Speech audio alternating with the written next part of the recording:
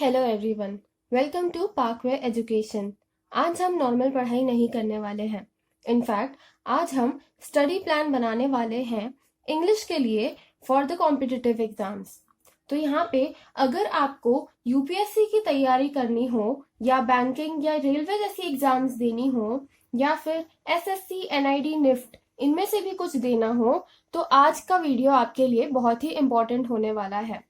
आज की वीडियो में हम आपको बताएंगे कि कैसे सिर्फ 2 आवर इन्वेस्ट करके इंग्लिश में आपका जो सेक्शन होगा इंग्लिश का वो बहुत ही अच्छा जाए। तो हम देख लेते हैं कि हमें अपनी स्टडी को किस अकॉर्डिंग प्लान करना है।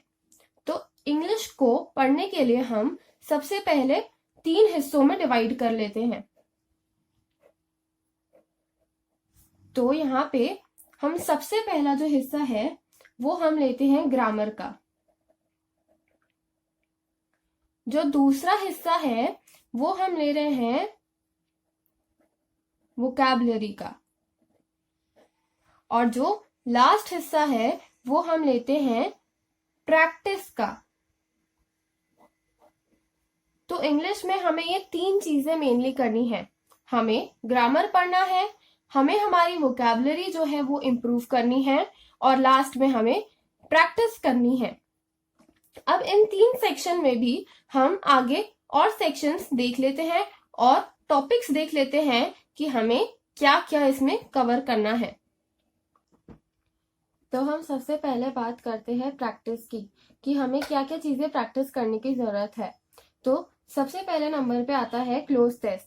क्लोज टेस्ट क्या होता है कि हमें कोई पैराग्राफ दे देंगे और उसमें कुछ कुछ जगह खाली रहेगी और उन्हें हमें फिल करना रहेगा।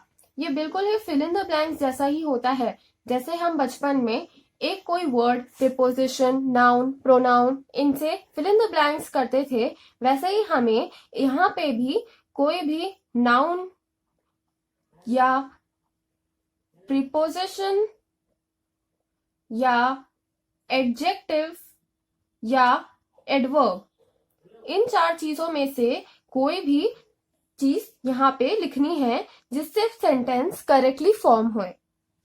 अब रीडिंग कॉम्प्रिहेंशंस। रीडिंग कॉम्प्रिहेंशंस हम सभी को पता है, ये स्कूल एग्जाम्स में भी आते हैं। रीडिंग कॉम्प्रिहेंशन में क्या होता है कि आपको एक बड़ा सा पैराग्राफ दे दिया जाएगा और उसके बाद में कुछ क्वेश्चंस होंगे जिन्हें आपको सॉल्व करना है, और उसका जो आंसर है आपको इसी पैराग्राफ में से निकालना होगा। अब हम देखते हैं पैराजम्बल्स। तो पैराजम्बल्स क्या होते हैं कि जैसे आपको 2-3 पैराग्राफ्स दे दिए जाएंगे, पर इनमें से जो पैराग्राफ्स होंगे वो जम्बल्ड होंगे। जैसे हमने पढ़ा है कि जो फर्स्ट पैराग्राफ होता है वो होता है इंट्रोडक्टरी पैराग्राफ। उसके बाद में फिर जो सेकंड पैराग्राफ होता है उसमें आती है हमारी मेन बॉडी, और जो लास्ट थर्ड पैराग्राफ रहता है वो हमेशा एंडिंग पैराग्राफ रहता है। तो इसीलिए अगर कोई भी पैराग्राफ दिए हो 3, तो हम ये आसानी से फाइंड आउट कर सकते हैं कि कौन सा इंट्रोडक्टरी है, कौन सा मेन बॉडी है और कौन सा एंडिंग है। तो इसीलिए हमें वही फाइंड आउट करना रहता है और उनको जम्बल्ड से सीक्वेंस में बनाना होता है। ओके, तो हमने अब यहाँ तक के 3 चीजें देख ली थी प्रैक्टिस के लिए। अब हम यहाँ पे बची हुई 3 चीजें देखते हैं। तो सबसे पहले आता है फ्रेज रिप्लेसमेंट। फ्रेज रिप्लेसमेंट क्या होता है, नाम से ही समझ में आ रहा है कि आपको कोई फ्रेज दे दिया जाएगा और उसको आपको रिप्लेस करना है। कैसे रिप्लेस करना है? एक बेटर फ्रेज से उसे रिप्लेस करना है। तो इसी को हम बोलते हैं फ्रेज रिप्लेसमेंट। अब आता है सेंटेंस इंप्रूवमेंट। सेंटेंस इंप्रूवमेंट भी नाम से समझ में आ रहा है कि हमें एक गिवन सेंटेंस को इंप्रूव्ड वे में लिखना है। फॉर एग्जाम्पल, इसका मैं एक एग्जाम्पल दे देती हूं। फॉर एग्जाम्पल, अगर मैं बोलूं कि you are BEAUTIFUL beautiful, you are beautiful. तो अगर इससे हमें एक सेंटेंस को इंप्रूव करना है, तो ये गिवन सेंटेंस हुआ हमारा यू आर ब्यूटिफुल, और हमें इसे इंप्रूव करना है तो हम क्या कर सकते हैं? हम ऐसा लिख सकते हैं You are beautiful like a flower। तो ये दोनों सेंटेंसेस है तो सेम ही, बट ये वाला जो है ये बहुत ज्यादा अट्रैक्टिव है। और हम अट्रैक्टिव कैसे बना सकते हैं?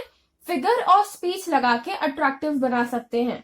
तो ये था हमारा सेंटेंस इंप्रूवमेंट की बात। अब आता है नेक्स्ट एरर फाइंडिंग या एरर डिटेक्शन। ये भी बहुत कॉमन है और मोस्टली हर पेपर में, हर कॉम्पिटिटिव में और स्कूल एग्जाम्स में भी ये आता है। तो इसमें क्या करते हैं हम कि कोई भी आपको एक पैराग्राफ दे दिया जाएगा या कोई रिपोर्ट दे दी जाएगी और उसमें हमें बताना होता है कि यहाँ पे एरर क्या है। ओके, तो अब हमने प्रैक्टिस की बात कर ली, अब हम करते हैं बात वोकैबुलरी की। तो वोकैबुलरी क्या होता है? Vocabulary is our knowledge regarding words. मतलब हमें वर्ड्स का कितना नॉलेज है ये हमारी वोकैबुलरी बताती है।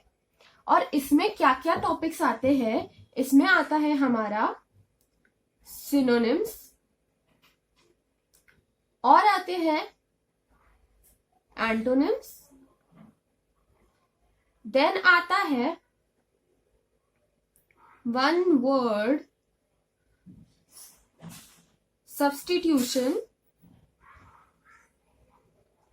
एंड देन आता है idioms and phrases। आप भी मेरे साथ साथ लिखते चलिए ताकि आपको भी एक सिलेबस की लिस्ट मिल जाएगी। देन आता है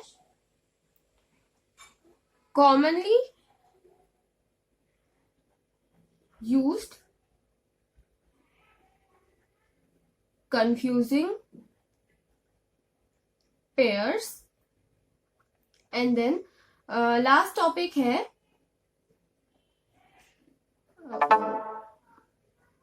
फ्रेजल वर्ब्स।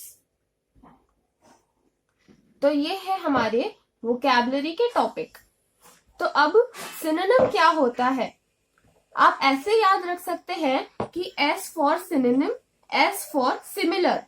तो इसीलिए synonym is for to similar words. मतलब अगर कोई एक वर्ड है और उसका हमें सिनोनिम निकालने को बोला है तो उसका मतलब ये है कि हमें एक ऐसा वर्ड बताना है जो कि सेम हो in meaning with that word. और एंटोनिम मतलब क्या होता है? एंटो मीन्स एंटी। हमने ऐसा सुना है ना, anti depression, anti this, anti that, तो मतलब उसका उल्टा। तो इसीलिए एंटोनिम मतलब अपोजिट वर्ड्स होता है।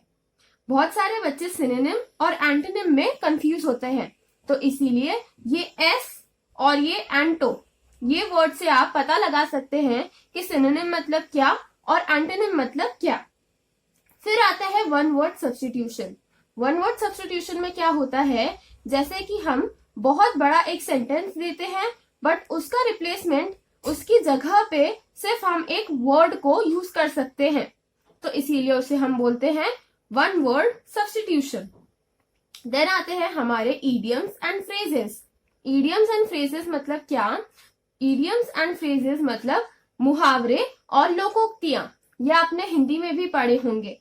और देन आता है कॉमनली यूज्ड कंफ्यूजिंग पेयर्स। तो इसका मतलब क्या होता है कि कोई भी दो वर्ड्स हैं जो एक जैसे हैं। पेयर मतलब हमेशा दो का एक पेयर होता है, तो इसीलिए दो वर्ड्स है जो एक दूसरे से सिमिलर होते हैं, मतलब साउंड उनका सिमिलर होता है बट देन मीनिंग उनका अलग अलग होता है, तो इसीलिए उससे कंफ्यूजन होता है हमें कि कौन सा वर्ड कहाँ यूज करना चाहिए। देन आते हैं हमारे फ्रेजल वर्ब्स। फ्रेजल वर्ब्स क्या होता है, इसके लिए हम एक नई वीडियो बनाएंगे और आपको उसमें पूरा फ्रेजल वर्ब्स अच्छे से एक्सप्लेन करेंगे। अब देन आप इन वोकैबुलरी को कैसे इंप्रूव कर सकते हैं? आप इन्हें याद भी कर सकते हैं, बट याद करने से बेटर होता है कि आप अपनी डेली लाइफ में ये सारी चीजें यूज करना चालू करें। उससे आपकी वोकैबुलरी खुद ब खुद 5 से 10 दिनों में बहुत ही ज्यादा इंप्रूव हो जाएगी। तो आप अब डेली यूज कैसे कर सकते हैं? अगर आप कोई पैराग्राफ या कोई लेटर लिख रहे हो तो आप मेक श्योर करें कि आप उसमें एक ना एक इडियम यूज कर रहे हो। अगर आप कोई लंबा सा सेंटेंस बोल रहे हो तो आप ये सोचे कि उसको सिर्फ एक वर्ड में हम कैसे बोल सकते हैं। ओके, तो अगर हम बात करें ग्रामर की तो उसमें हमें इनफाइनाइट प्रैक्टिस की जरूरत होती है। हम एक दिन में या 2 दिन में पूरा ग्रामर कवर नहीं कर सकते हैं। तो इसीलिए मैं सजेस्ट करूंगी कि ग्रामर के लिए आप कोई भी एक वर्कबुक ले लें। कोई भी आप एक वर्कबुक ले लें और उसमें जितनी भी ग्रामर है आप एक चैप्टर एक दिन में करने का टारगेट रखिए। और अगर आपको कोई डाउट होता है तो आप उसे अपने टीचर से या जिससे भी पूछ सकते हैं उनसे क्लियर करिए। एक दिन में एक चैप्टर आपका टारगेट रहना चाहिए और उसके बाद में जब एक वर्कबुक खत्म हो जाए तो ऐसे आप फिर दूसरी वर्कबुक चालू कर दीजिए। तो आप ग्रामर की प्रैक्टिस जितनी ज्यादा करेंगे आपकी इंग्लिश उतनी ज्यादा स्ट्रांग होती रहेगी। बट हमें हमेशा ये याद रखना है कि हम कितनी भी मेहनत कर ले, ग्रामर हमें इनफाइनाइट मेहनत तक के करनी है। अगर आपको डाउट हो कि ग्रामर में क्या क्या चीजें आती है, तो ग्रामर में चीजें आती है जैसे कि हमारा नाउन हो गया, जैसे हमारे फिगर ऑफ स्पीच हो गए, है ना, और जैसे नाउन हो गया, प्रोनाउन हो गया, प्रीपोजिशन हो गए, एडजेक्टिव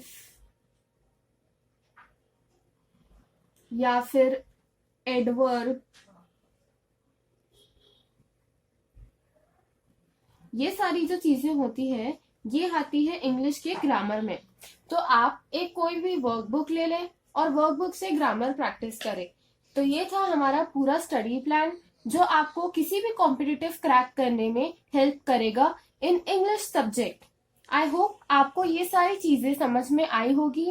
मैं आपको इस पूरे पेज का डिस्क्रिप्शन बॉक्स में फोटो भी प्रोवाइड कर दूंगी ताकि आप सेम टू सेम ऐसा अपने पास भी एक टाइम टेबल बना लें।